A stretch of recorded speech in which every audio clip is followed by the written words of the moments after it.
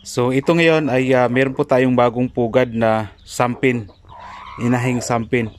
So actually kung napapansin nyo po dito sa ating manukan, ito yung may nilimliman na mga 20 plus na itlog na yung inaakala po ng iba ay hindi mapipisa dahil una yan medyo malapad yung kanyang paitlogan at marami siyang itlog na nilimliman na almost mga 20 plus. So ngayon yung akala ng iba ay hindi yun mapipisa dahil una baka hindi malimliman ang iba kasi sa daming itlog. Pangalawa daw medyo malapad daw yung ating paitlogan. So yun yung nabasa ko sa mga comment section, but as of now ito na po yung resulta sa sa naglilimlim ng mga 20 plus. So therefore ang ating sampin, inahin na sampin ay magaling siyang maglimlim. Una sa lahat, isa lang po yung hindi napipisa. So ang dami pong mga sisiw dito actually, di ba? Yan no. So yan po yung ipugad. Ito actually hindi pa to supposed to be ipugad, kaso may 1D na kasi dito. So baka mga after 3 hours siguro pwede na to ipugad, kasi marami na yung iba dito hindi pa to kumakain. Yan sisiw na ko, ang dami. Yan pa iba dito. Ilan ka to? So isipin nyo, isa lang po yung itlog na hindi napipisa. So mataas yung dito pala sa iba marami to, mga 20 siguro to. Yan 2, 4, 6, 8, 10, 12. Mayroon pa iba doon sa ilalim, ayaw lumabas. Yan So ang dami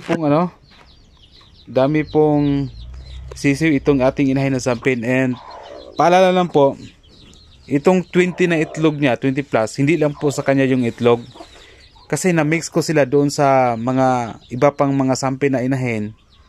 So sa isang paitlogan halos 2, 3 yung mag-iitlog dyan.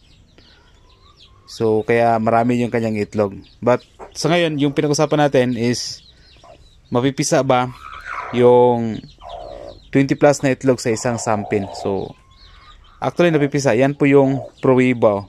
So therefore yung ating inahing sampin ay katulad din po sa ating basilan na na magaling silang maglimlim at mag-alaga din po ng kanyang mga sisiw. Yan. Yan po yung mga sampin. Yun ang hitsura pag sisiw sila.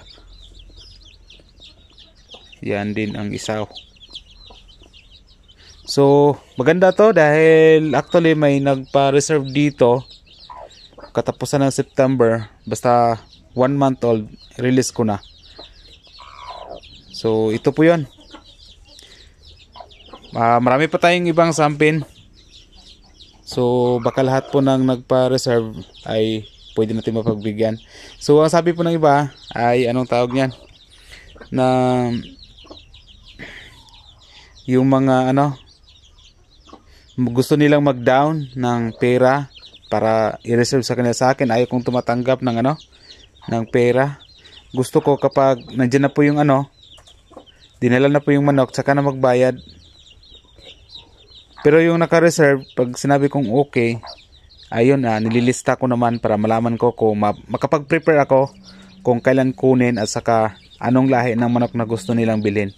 So actually, para sa akin di na siguro kailangan ng dami mga maitim, kasi itim naman sampin Actually parang hindi natin kailangan ng incubator dito Kasi kung ganito man lang na pwedeng maglimlim siya ng marami yung ating inahing sampin ng 20 plus, bakit kailangan pa natin ng incubator?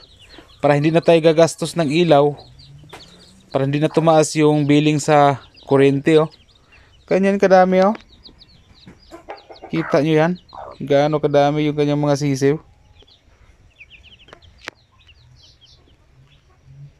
Mga 20 yata yan.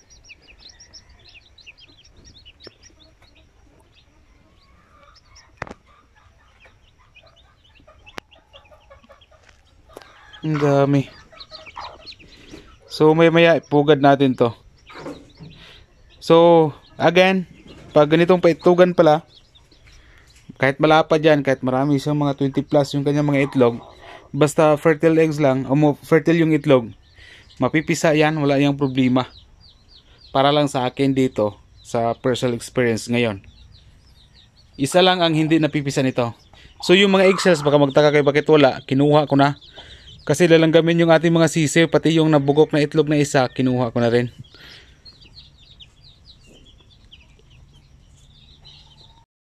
So, yan po, at dyan natin ilalagay. 8. Ilan kayo mga sisiw nito?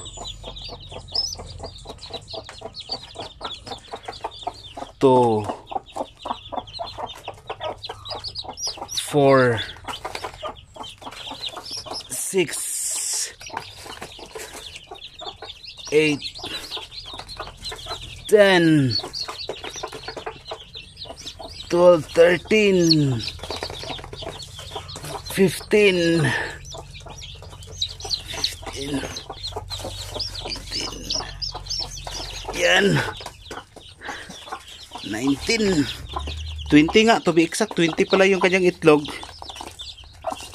Kasi 19 lang po yung nandito. Yan. So yan. Sobrang dami na sisiw ah.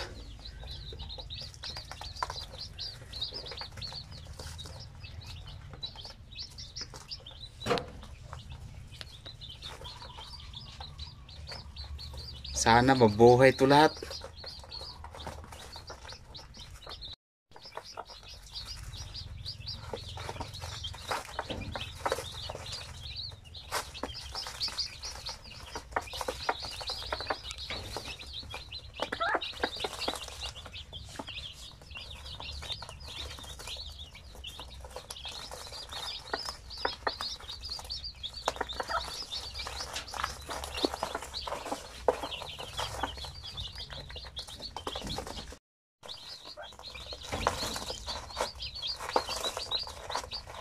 So actually hindi pa to tapos.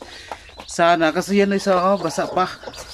Supposed to be hindi pa natin ito ipugan. Ito yung dalawa siguro na pinakalas. Ito yung pinakalas oh.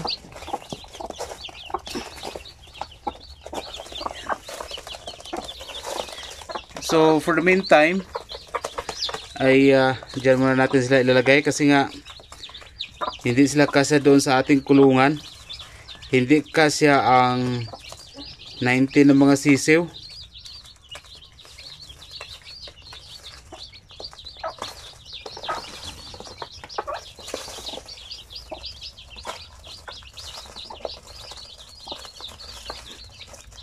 So dito lang muna sila.